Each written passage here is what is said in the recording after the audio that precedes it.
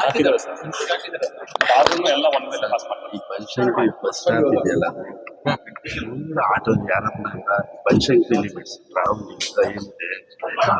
ಇದೆಯಲ್ಲ TMC ಸುತ್ತಲೂ ಆಟೋಗಳೇ full parking, bus ಓಡಾಡಕ್ಕೆ ಯಾರು ಓಡಾಡಕ್ಕಾಗ್ತದೆ ಆ ಥರ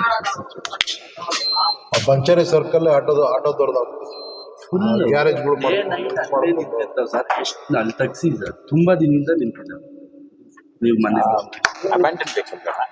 ಅವರು ಡೈಲಿ ನಿಲ್ಲಿಸ್ತಾರೆ ಅಲ್ಲ, ತುಂಬಾ ದಿನದಿಂದಲೂ ಕೆಲವು ನಿಂತಿದ್ದಾರೆ. ಆಮೇಲೆ ಗ್ಯಾರೇಜ್ ಮಾಡ್ಕೊಂಡ್ಬಿಡ್ತಾರೆ ಸಾರಕ್ಕಿಂತ ಮುಂಚೆ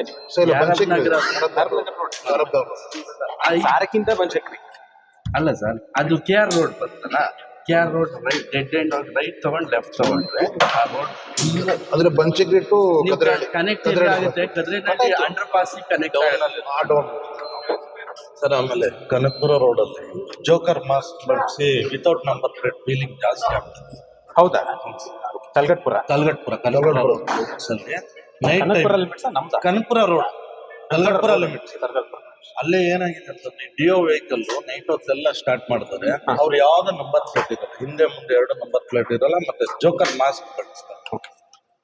ಸರ್, ಇದು ಪರ್ಸೆಂಟೇಜ್ ಹೇಳೋದಲ್ಲ, ಸ್ಟ್ಯಾಟಿಸ್ಟಿಕ್ಸ್ ಇದೆ ನನ್ನ ಹತ್ರ ಇಲ್ಲ, ಅದಕ್ಕೆ ನಾನು ಅಂದ್ರೆ ಬರ್ಕೊಂಡಿದ್ದೀವಿ ಅಷ್ಟೇ.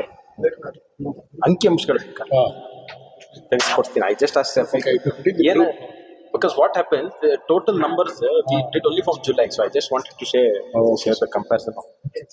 So whatever we said we put it. So footpath ಒಂದು ಸ್ವಲ್ಪ ಕ್ಲಿಯರ್ ಮಾಡಕ್ಕಲ್ಲ ಸರ್.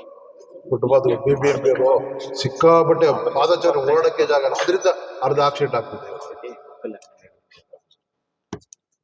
ಥ್ಯಾಂಕ್ಸ್.